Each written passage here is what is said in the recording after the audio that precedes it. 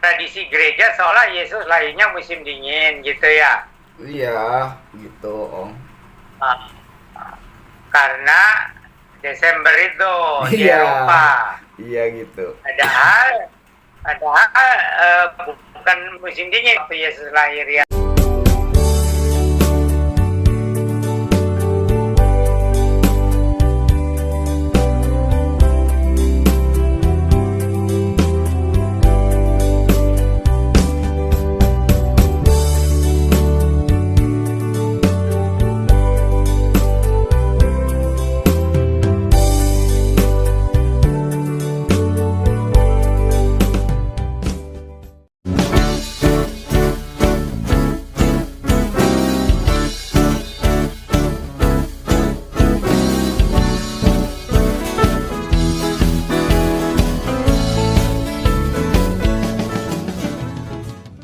Shalom sahabat Alpetra Ministry yang dikasih oleh Tuhan Yesus Kristus. Wah, semangat Natal, semangat Natal. Kita mau Natal sebentar lagi. Dan juga semangat itu tentunya disertai dengan cinta Tuhan, cinta keluarga dan juga kesehatan. Bukan begitu Om? Shalom Om.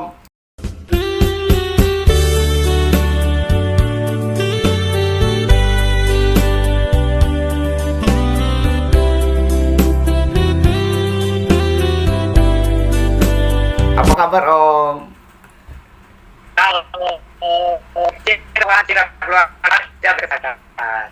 Itu ya. Iya Om. Om ini aduh mau Natal ini makin rame Om ya di gereja-gereja gitu, termasuk juga rame lagi nih Om yang selalu diomongin tiap tahun, pasti diomongin Om kalau Tuhan Yesus itu lahirnya bukan di kandang domba tapi di mana gitu. Terus juga lahirnya itu bukan Desember, tanggalnya bukan 25. Udah banyak yang macem-macem lah Om, beda-beda gitu Om. Tapi itu kan isu-isu yang berulang Om. Nah, supaya nggak berulang lagi nih Om, bisa nggak Om tolong jelasin Om makna Natal gitu, biar Sobat Alpetra itu bisa mengerti makna Natal sesungguhnya Om. Silakan Om. Ya, jadi makna Natal yang sesungguhnya itu ya dijelaskan oleh ayat-ayat yang berkaitan dengan Natal. Jadi apakah itu di Lukas pasal 2 itu ya, tapi juga di Matius 1 dan juga di Yohanes 3:16 itu. Jadi bahwa Tuhan Allah yang sejati, Tuhan Allah yang mengenali sebagai Allahnya bangsa Israel, itu sekarang sudah saatnya untuk kenal oleh seluruh dunia dengan mengaruniakan pribadi penjelmaan dari firman Allah yang kekal itu menjadi menang yang digelar itu untuk menyatakan betapa besar kasih Allah kepada manusia. Maka ini sudah pernyataan yang terakhir, maksudnya pernyataan yang terbesar yang terakhir, yaitu dengan menjelmakan firman Allah yang bersama-sama dengan Allah itu untuk menjadi manusia gitu, manusia sejati. Tapi dia kan firman Allah itu ya Allah juga, jadi Allah sejati tapi menjadi manusia sejati begitu. Karena ini pernyataan yang terakhir, pernyataan yang terbesar, bukan sekedar melalui nabi-nabi. Yesus yang dalam penjelmaan dari firman Allah atau penjelmaan dari kalam Allah gitu. Itu yang paling akbar. Ya, makna Natal itu bukan perayaan besar-besaran ya Om ya, tapi yang udah Om jelasin tadi ya, bahwa Tuhan Yesus lahir menjelma menjadi manusia gitu kan Om ya, untuk menjadi juru selamat. Sebagai penyataan yang terakhir, berarti yang paling penting dan untuk keselamatan umat manusia dengan jelas. Oh itu ya Om, makna Natal itu.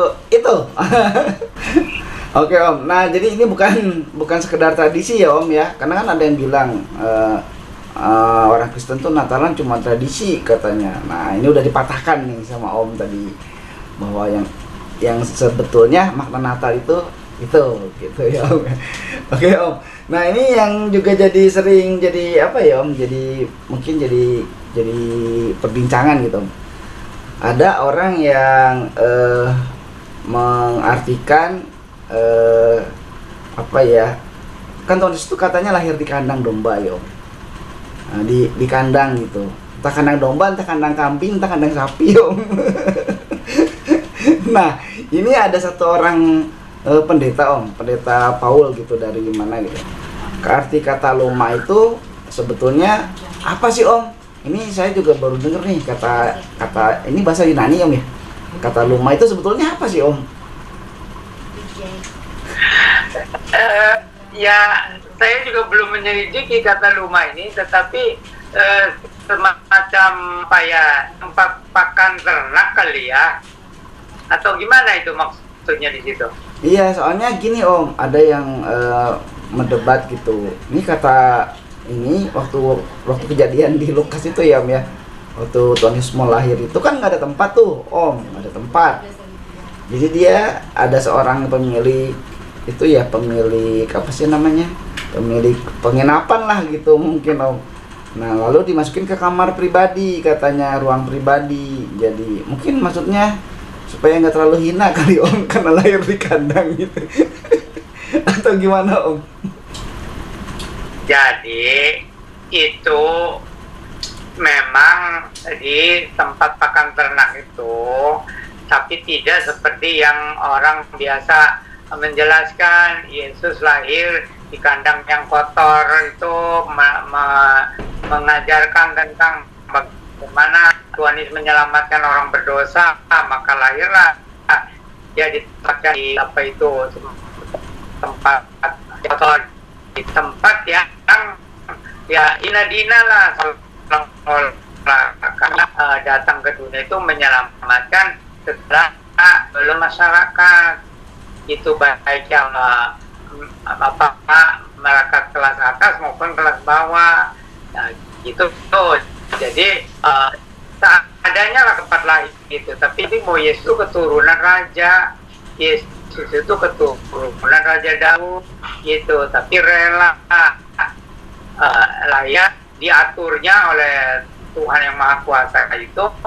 Ini tempat yang sebenarnya untuk orang miskin pun seolah-olah tidak layak. Tapi begitulah, supaya jangan ada orang yang merasa segan atau merasa tidak layak untuk datang kepada Tuhan Yesus itu, kecuali karena dosa aja. Kita memang semua tidak layak, tapi jangan karena miskin itu lalu kita merasa tidak layak. Kita tidak layak karena kita orang berdosa. Apakah kita orang kaya, orang miskin, orang pangkat tinggi atau tidak punya pangkat, Yesus itu lahir di tempat yang bisa didatangi oleh semua tingkatan, semua orang dari segala tingkatan. Iya Om. Jelas memang. Nah tadi Om bilang itu di Lukas 2 ya Om ya Om. Nah ini jadi pertanyaan ya Om. Sebetulnya ada nggak sih Om nubuatan di Perjanjian Lama bahwa akan di Bethlehem gitu Om? Oh itu sih ada jelas di kitab Mika ya, Mika 5 Perjanjian Lama hampir akhir ya. Bethlehem di Yehuda, engkau tidak anggap yang kecil di antara itu ya. Yang terjadi atas diri Yesus itu, yang penting-pentingnya semua sudah dinubuatkan di dalam Perjanjian Lama. Ini juga supaya jangan ada orang yang mengaku-ngaku sebagai yang dijanjikan atau sebagai penyelamat lah atau pembawa kebenaran lah. Semua sudah sudah ditentukan di Bethlehem itu. Bahkan sampai soal matinya harus menanggung dosa itu di Yesaya 53, dan bahwa dia harus bangkit lagi. Jadi itu kalau ada yang mengaku sebagai yang dijanjikan di dalam Perjanjian Lama, dalam Alkitab Perjanjian Lama, itu harus memenuhi apa yang dituliskan, bukan sekedar ngaku-ngaku. Ada yang penting ini tempat lahirnya harus di Bethlehem. Oh, Iya, iya. bukan di Jakarta. Ya, atau bukan di lain lah. Oh iya iya om, iya om, aduh, beda lagi dong itu om. Itu sih kayak ini aja om, jadinya Tuhan Yesus itu lahirnya pakai bidan gitu om. Dan itu sekarang kuburan bidannya lagi dipindahin om di Israel sana, katanya sama arkeolog. Emang Tuhan Yesus dulu lahir pakai bidan ya om? Alkitab sih tidak menceritakan ya, kemungkinan besar karena perjalanan jauh, jadi Yesus lahir tanpa bidan, gitu. Jadi anugerah Allah, rahmat dan berkatnya melimpah-limpah kepada Maria dan kepada Yusuf, sehingga mereka bisa mengurus kelahiran bayi Yesus di urusan umat manusia itu, kemungkinan segitu. Karena ini soal bidan ini baru muncul belakangan ini. Gitu, itu nggak penting. Ya kan, soalnya ada yang nanya, kalau Yesus lahir, siapa bidannya? Nah itu dijawab tuh sama arkeolog. Ini ada bidannya Tuhan Yesus. Kuburannya udah ketemu, sekarang lagi mau dipindahin. Ya sila, kalau sahabat Alpetra mau, ya silakan carilah di media sosial itu ada. Gitu om. Gak usah diomongin ya.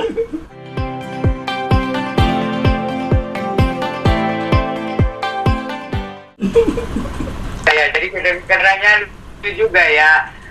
Nah, oke, jadi bagus Pak kalau sampai bilang ada kuburan bidannya dan sebagainya ya.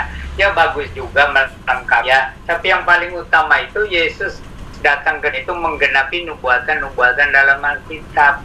Itu terutama bahwa dia akan menyelamatkan kaumnya, umatnya, pengikutnya dari dosa gitu ya.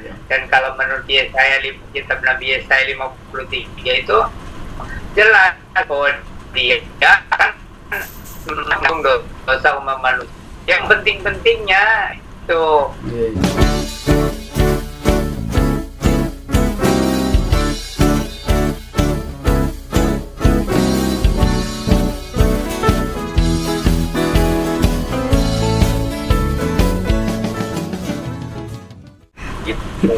Kalau berita hoax itu laku om.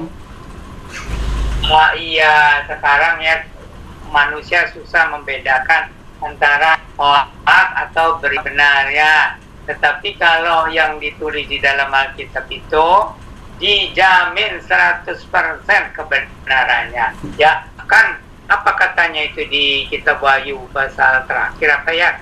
Tidak boleh ada satu ayat yang dihilangkan, yang ditambahkan atau ya.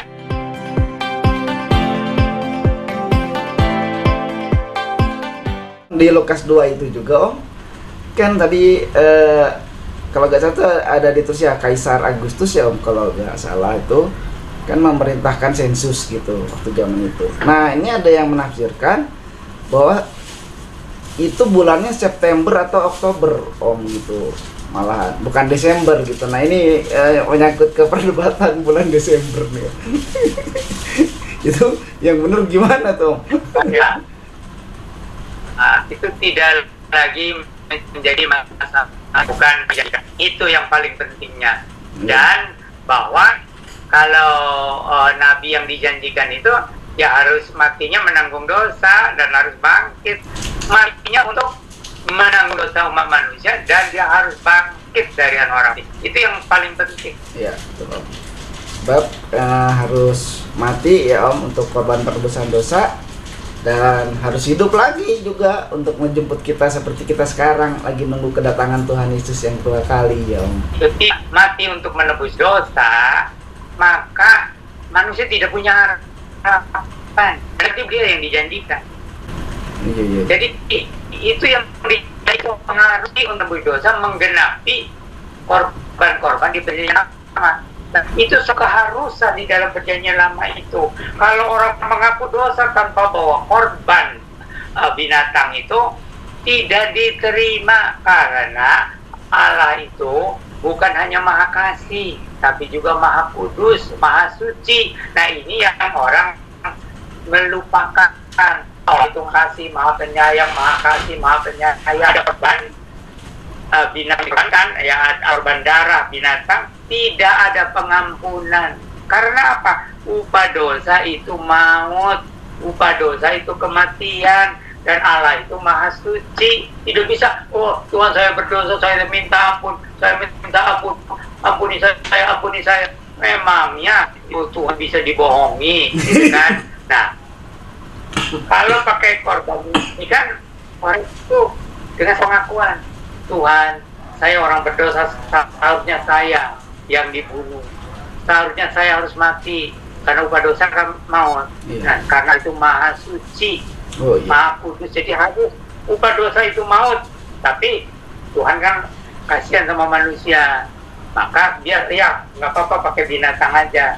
Gitu. Kalau pakai manusia gimana? Kan tidak ada manusia yang bisa diampuni kayak itu, karena semuanya mati. Gitu. Tapi banyak anaknya Adam, kan umurnya aja sampai 900 tahun lebih, jadi anaknya banyak. Anaknya banyak. Cuman sebagai orang tua itu ngajarin sama anak-anaknya, kalau kamu mau datang kepada Allah itu harus bawa korban. Nah, korbannya ya yang ada darahnya itu sebagai penebusan. Tapi jadi Tuhan Allah memberi petunjuk kalau menghadap kepada Tuhan Allah itu harus ada korban binatang yang dikorbankan darahnya itu karena upah dosa itu maut. Maka terus ada korban binatang yang darahnya ditumpahkan gitu. Cuman Kain itu dasar ya, dia anak yang tidak hormat sama orang tuanya gitu.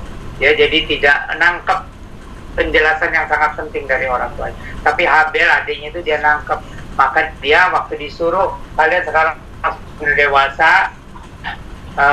membaca Tuhan Allah ya gitu, saya akan memberikan yang terbaik. Nah, pikiran yang terbaik itu enggak salah ya, enggak, dia bawa itu buah-buahan yang terbaik, sayur-sayuran yang baik. Tetapi Tuhan Allah bukan mau yang terbaik saja, tetapi kalau untuk pengampunan harus ada darah yang tertumpah. Tapi kalau sendiri mati kan bagaimana? Maka Habel bawa domba. Tapi kemungkinan besar dengan hati yang remuk yang mengaku dosa. Kenapa sampai begitu ditekankan dua hal? Kain dan persembahannya Tuhan tidak berkenan. Karena Kain tidak pakai iman, itu masalah yang utama. Kain itu tidak beriman. Lalu persembahannya juga sayur-sayuran, buah-buahan. Sebenarnya persembahan buah-buahan dan sayur-sayur juga bagus, ya. Tetapi harus dipersesuaikan dengan iman.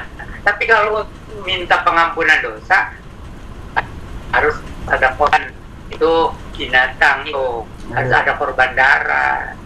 Gitu. Nah, yang dituntut itu apa? Iman dan pengakuan sebagai dosa, gitu. Nah, tapi yang penting itu kalau mau minta ampun akan dosa-dosa harus ada korban darah yang tertumpah, gitu. Apakah burung merpati, apakah kambing domba atau sapi, gitu. Iya Om. Itu katanya juga Om, ada yang nafsirin Kain karena nggak ngasih persembahan yang bagus, dia ngasihnya yang jelek-jelek katanya Om, gitu. Makanya dia itu penafsiran. Itu penafsiran ya Om. Itu penafsiran. Ya, Kain tidak perhatikan apa yang diajarkan orang tuanya itu. Ya, jadi itu masalahnya. Jadi dia tuh tidak tahu dulu tuh orang tuanya sebenarnya bisa dihukum mati tapi itu atau Tuhan membunuh domba gitu, lalu dipersembahkan. Nah, itu bagi Adam dan Hawa tidak akan, bahwa Tuhan tidak membunuh mereka waktu melanggar, tapi yang dibunuh itu binatang gitu ya. Itu nah ini diajarkan kepada keturunannya. Cuman saya keturunan Adam dan Hawa, jadi tidak memahami. Padahal jadi itu sudah diajar pada bangsa. Kalau mau menghadap Tuhan minta ampun harus ada korban darah. Itu bukan manusia yang dikorbankan. gitu. Ya Om. Iya ya Om ya. Nah, ini jadi itu mungkin juga ya Om. Makanya orang Majus juga tahu bahwa ini Tuhan, terus dia bawa persembahannya bagus-bagus gitu ya Om ya. Nah, kalau orangnya bilang orang-orang Majus ya dari timur itu bawa emas, bawa kemenyan, bawa mur. Iya. Itu emas itu ya mungkin 1 bongkah gitu ya. Itu untuk raja. Oh. Nah, gitu. Nah, kalau kemenyan ya dan mur itu untuk imam dan nabi gitu. Oh itu.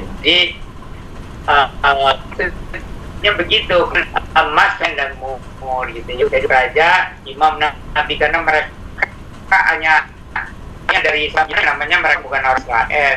Jadi kalau nanti ada bintang khusus itu, atau itu raja penyelamat yang datang untuk manusia, ya itu dia itu ya sebagai raja, sebagai imam dan sebagai nabi. Itu ya Om, ada maknanya ya Om ya. Nah, itu juga jadi perdebatan tuh waktu ngajar sekolah minggu tuh Om. 3 orang, enggak, 4, enggak, 6, enggak, 10. Wah. Sampai ayo buka Alkitab gitu. Itu rombongan besar. Rombongan besar ya Om ya. Iya itu aja gitu Ya, aja jadi debat gitu. Cuman pemimpinnya itu ya nggak disebut apa pemimpinnya ada 3 gitu ya. Iya. Tapi persembahannya itu ada emas, kemenyan dan mur. Ya itulah Om. Itu kan jadinya juga apa ya, membuat apa hal yang nggak penting ya Om ya, jadinya suka dijadiin itu ya Om. Jadiin omongan gitu. Om, karena Om lagi jelasin di penyelaman nih Om tadi secara panjang lebar. Kalau gitu Om, nubuatan tadi kan Tuhan Yesus dinubuatkan udah pasti di Bethlehem ya Om ya. Nah ini ada nubuatan juga kata Immanuel itu ya Om. Kata Immanuel itu ternyata ada di Yesaya 7 ayat 14 dan Yesaya 8 ayat 8 gitu ya Om. Berarti memang udah dinubuatkan dari dulu. Cuma pertanyaan saya Om, kenapa nggak dibilang aja akan lahir namanya seorang anak laki-laki dan akan dinamakan Yesus gitu? Kenapa kenapa Immanuel katanya gitu? Ya, jadi itu nama Yesus itu dinubuatkan oleh malaikat juga kepada Yuda Maria.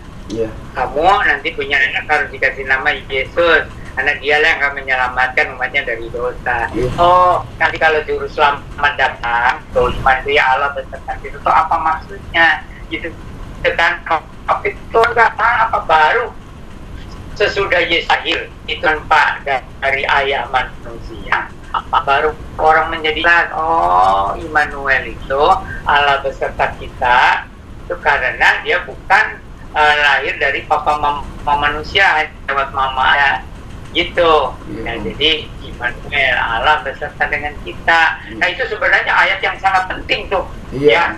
Itu Yesaya 7 ayat 14 ya. Yesaya 7. Itu ayat sangat penting. Jadi kalau juru selamat atau misalnya ya ada yang mengaku sebagai yang terakhir misalnya, itu harus memenuhi itu, yaitu Allah yang beserta dengan kita, yang hidupnya suci bersih ya, tanpa noda, tanpa dosa, pembawa gitu ya, berita dari Allah yang menentukan tapi nggak ada mujizat ya, lah. Kalau yang itu gimana?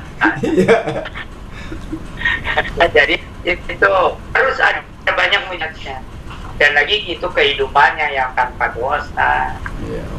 Iya Om, kenapa jadi maksud saya tuh kenapa ya waktu ya saya nulis itu enggak Vekarat Semo Yesua gitu. Kenapa Vekarat Semo Immanuel gitu maksudnya. Kenapa? Jadi hanya nubuatan di dunia lama itu secara bertahap, secara berangsur-angsur ya. Nah itu nama Yesus itu langsung berikan supaya jangan salah. Maka malaikat itu langsung beritahu, kamu namakan dia Yesus karena dialah yang akan menyelamatkan umatnya dari dosa gitu. Nah tapi sebelumnya itu yang intinya dulu gambarannya tentang Immanuel, tentang tempat lahirnya di Bethlehem, tentang apa lagi dari itu anak Daud gitu ya Om. Di Lukas 1 ayat 43 itu kan ada kejadian menarik nih Om. Waktu Maria ketemu Elizabeth, terus Maria tuh bisa ngomong siapakah aku ini sampai ibu Tuhanku datang mengunjungiku, katanya gitu ya Om. Itu kok Elizabeth bisa tahu ya Om? Dari mana dia tahu itu Om? Kan malaikat Jibril yang kasih tahu bahwa itu apa, masih saudara kamu masih apa, saudara mimisan atau apa itu ya, juga sedang mengandung gitu. Maksudnya kok bisa tahu mengandung apa, ini terjemahan lagi kayaknya ya Om ya? Terjemahan dari Lukas 1 ayat 3 lagi kayaknya. Jadi semua itu ada tahapannya. Iya, karena Gitu. ini jadi apa ya Om? Kalau secara apologet ini jadi perdebatan Om gitu.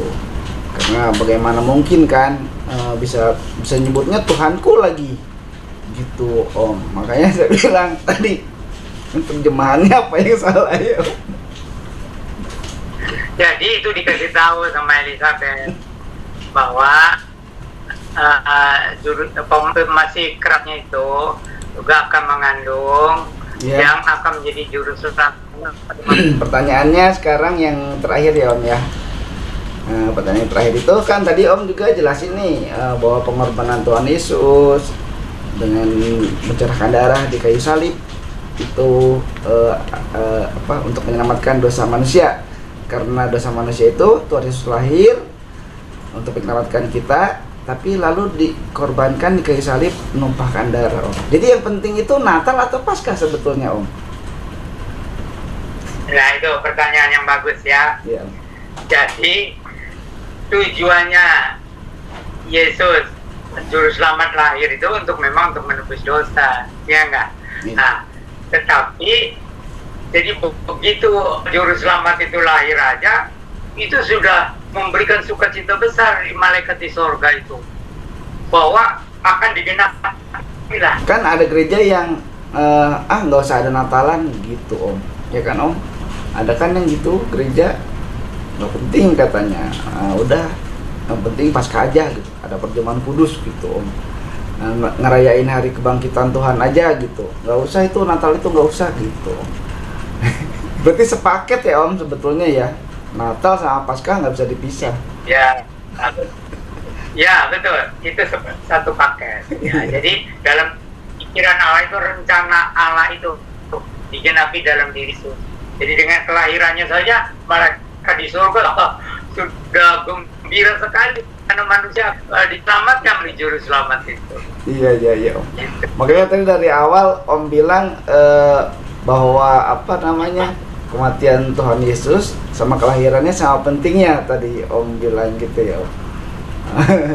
Karena kalau orang ngaku dia itu juru selamat tapi dia mati terus lahir mati terus nggak bangkit lagi, ya sama aja gitu, nggak disalib misalnya, terus nggak mengorbankan dirinya.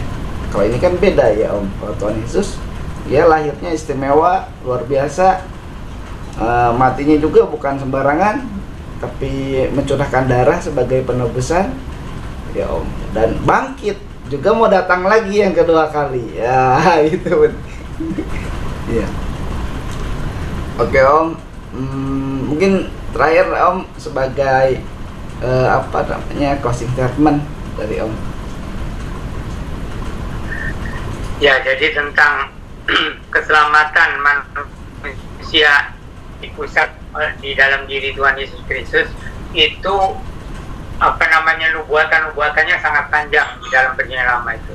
Sejak Adam dan Hawa jatuh ke dalam dosa, Tuhan Allah sudah menubuatkan atau Tuhan Allah memberitahukan nanti keturunan perempuan yang akan menghancurkan kepala ular itu. Itu satu simbol bahwa nanti juru selamat itu lahir dari perempuan, maksudnya tanpa ayah, dan dialah yang akan menghancurkan kepala iblis itu. Gitu. Jadi sejak Adam dan Hawa jatuh dalam dosa sudah ada itu tahapan-tahapan sampai kepada juru selamat itu lahir menjadi manusia biasa gitu. Dan itu semua sudah direncanakan tentang matinya untuk menebus dosa, tentang bangkitnya gitu. Dan sampai dia naik ke surga. Buatan berjanji lama aku saja tidak dinabi, itu sudah batal gitu kan. Sebaliknya saja ditentukan juru selamat itu harus lahir di Bethlehem gitu. Lalu apalagi tuh yang Yesaya 53 bahwa juru selamat itu harus mati untuk menebus orang berdosa dan harus bangkit dari antara orang mati gitu. Itu penting sekali. Yesaya 53 itu sangat penting, nubuatan di dalam perjanjian lama gitu. Jadi hanya Yesus yang memenuhi semua nubuatan di perjanjian lama mengenai datangnya penyelamat.